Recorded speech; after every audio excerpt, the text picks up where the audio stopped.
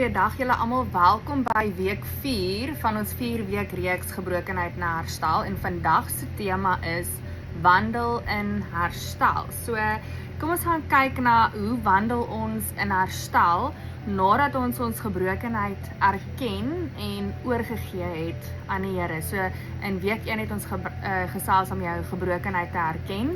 Week 2 het gegaan om los te laat en oor te gee en laasweek week 3 was jou identiteit in God. Daai 3 video's is op my YouTube kanaal gelaai as jy dit wil gaan kyk, as jy dit gemis het. Maar vandag is ons by week 4 en is ook die laaste Bybelstudie van ons 4-week reeks. Okay, so hoe kan ons 'n lewe leef van herstel en nie terugval in ons gebrokenheid nie? Okay, so baie keer gee ons iets vir die Here en dan vat ons dit net weer terug. So ons bid vir vergifnis en die volgende dag glo ons maar ons is nie vergewe nie, of ons bid vir genesing en die volgende dag glo ons nie dat ons genees kan word nie, of ons bid om 'n verslawing van ons al weg te vat en as ons weer kry, dan doen ons net weer die verslawing. So ons bid vir die Here vir iets, ons gee dit vir hom, maar ons vat dit weer terug. Okay, die grootste ding wat ons verhoed om genesing en herstel te aanvaar, is ons gedagtes. Ons gedagtes kan so toksiek wees. Okay, so kom ons kyk na Romeine 12 vers 2, dit sê vir ons: Julle moenie aan hierdie sondige wêreld gelyk word nie, maar laat God julle verander deur julle denke te vernuwe. So, wanneer ons gedagtes begin verander, begin ons lewe ook outomaties verander. Net God kan jou help om jou gedagtes verander, maar jy moet dit kies. Ek en jy moet dit kies om God toe te laat om ons gedagtes te vernuwe. So kom ons kyk, hoe kan ons dit regkry? Hoe kry ons dit reg om ons gedagtes te vernuwe as ons vir so lank in ons ou patrone of vasgevang is? So 2 Korintiërs 10 vers 5 sê vir ons neem elke gedagte gevange om dit aan Christus gehoorsaam te maak. So elke gedagte, elke liewe gedagte neem ons in gevange. So elke liewe gedagte wat ons dink, die woord sê dit vir ons, moet ons in gevange neem om dit aan Christus gehoorsaam te maak. So hoe doen ons dit? Dit is 'n proses. So elke dag, elke gedagte wat jy dink, moet jy in gevange neem. So as jy iets dink wat jy dink, is dit positief, is dit negatief? Is dit in lyn met God se woord of is dit nie in lyn met God se woord nie? Dan moet jy besluit. As dit sleg is, moet jy dit obviously laat gaan. As dit goed is, moet jy dit hou. Okay, so en dit bepaal dan nou wat se gedagtes ons van ons ontslae moet raak wanneer ons dit in gevange neem. Dit bepaal dan wat moet gaan en wat moet bly. Okay, so ek het 'n bietjie huiswerk vir julle vandag. Ek weet ons almal is baie lief vir huiswerk. So ek wil jou uitdaag, as jy wil, as jy regtig voel dat God jou gedagtes moet vernuwe, wil ek jou uitdaag om vir 21 dae jou gedagtes te joernaal in jou dagboek, in enige boek. Joernaal jou gedagtes vir 21 dae en dan volgens 2 Korintiërs 10 vers 5. As jy daai vers kan volg om elke gedagte gevange te neem en dan so van die slegte, negatiewe gedagtes ontslae te raak vir 21 dae, kan jy nuwe denkpatrone ontwikkel. Okay, sodat jy in oorwinning saam met Jesus kan lewe en in herstel kan wandel. Okay, dan soos wat jy elke dag jou gedagtes vasvang en stap en besluit, moet dit bly of moet dit gaan, sal ek graag jou testimony wil hoor na hierdie 21 dae. Ek sal regtig graag elkeen van julle se testimony wil hoor wat die Here vir julle gedoen het met julle gedagtes as julle hierdie 21 dae pad wil stap. En dan Spreuke 4 vers 23. Hierdie is 'n baie bekende vers waaroor ek so lief is. So Spreuke 4 vers 23 sê vir ons: Wees veral versigtig met wat in jou hart omgaan, want dit bepaal jou hele lewe. Okay, so as ons nie ons gedagtes in gevange neem nie, dan gaan lê dit in ons harte. En dit wat in ons harte gaan lê, groei. So as jy nie ontslae raak van jou negatiewe, slegte gedagtes nie, gaan lê dit in jou hart, want hoe meer 'n mens aan iets dink, hoe meer gaan lê dit op jou hart en dan begin dit wortels skiet, dit begin groei in jou hart en dit is dan wat jy leef.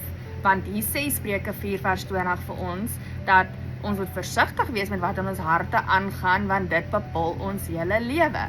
So, as daar slegte goed in jou hart groei, is dit wat jou lewe gaan wees. Okay, so 'n vraag vir jou vandag is, watse gedagtes bepaal jou lewe vandag? Goed of sleg? Negatief of positief? Okay, nou, dink gou vir 'n oomblik as jou gedagtes nam was, heeltemal nam, jy kon niks dink nie, absoluut jy dink aan niks nie. En jy neem vandag daai besluit om jou gebrokenheid aan die Here te erken, want jy wil so graag genesing en herstel ervaar in jou lewe. Onthou nou, jou gedagtes is nam, né? Dink net hoe maklik sal dit wees om daai besluit te neem, om jou gebrokenheid te erken, heeltemal oor te gee aan die Here en genesing en herstel te ontvang as jou gedagtes nam is. Hoekom? Want daar is niks wat vir jou kan sê dat jy verdien nie vergifnis nie. Jy verdien nie genesing nie. Jy kan nie sonder jou verslawing nie. Want dit is wat ons in ons gedagtes aangaan en wat ons dan verhoed van genesing en herstel. Ons gedagtes speel so groot rol, julle.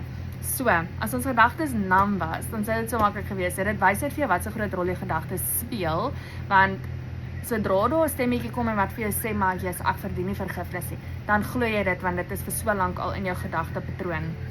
So belangrik is om ons gedagtes te vernuwe. Okay.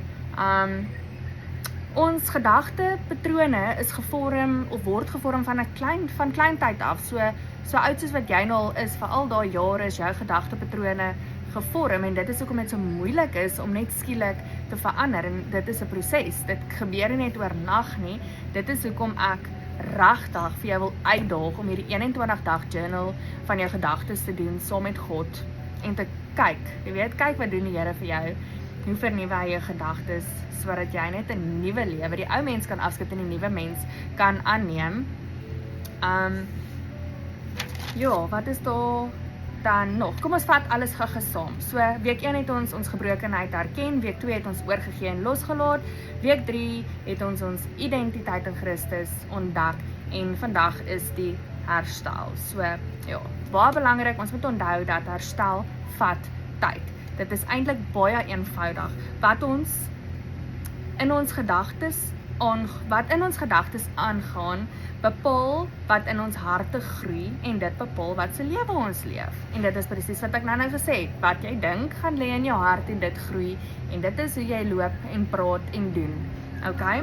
So as jy nou 2 kolomme met hê en die een kant kies jy dat God jou gedagtes gaan vernuwe en die ander kant kies jy om in jou ou gedagtes vasgevang te wees. So aan die linkerkant wil jy kies dat God jou gedagtes vernuwe.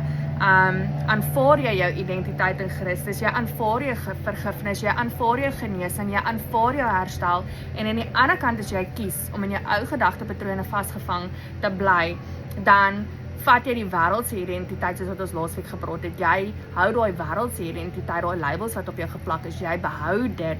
Jy voel jy verdien nie vergifnis nie, jy voel jy verdien nie genesing nie en jy dink dit is onmoontlik om te herstel.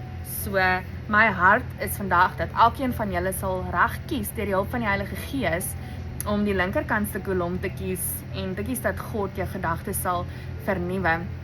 Ek het so 'n paar vroue hier uit die Bybel uit saamgevat om net vir ons te sê dat, jy weet, God het spesiaal hierdie vroue in die Bybel vir ons gesit sodat ons vandag kan sien en kan hoor dat ons is normaal. Ons is nie abnormaal nie. Daar is nie fout met ons nie. Dis van die Bybelse tyd af wat vrouens ook vol sonde en verslawings en dinge was. En die Here het hulle nog steeds gebruik en so wil hy net vir jou kom sê met hierdie vrouens as voorbeelde dat maak nie saak hoe jy gebroken lyk gebrokenheid lyk vandag nie, wat se gat jy sit nie, waar jy is, waar jy jouself vandag bevind nie, God kan jou steeds gebruik. So Eva, en dit is heel in die begin julle, die eerste vrou, Eva, was ongehoorsaam, maar sy was die moeder van die mensdom. Dit is waar dit begin het, okay? Rahab was 'n prostituut, maar sy was steeds deel van Jesus se geslagslyn. Dan was daar die Samaritaanse vrou wat veelvoudige verhoudings gehad het, maar sy was die eerste evangelis in haar dorp, Maria Magdalena. Sy was besete deur demone, maar sy was nog steeds die eerste getuie van Jesus se opstanding. Dan was daar Hanna.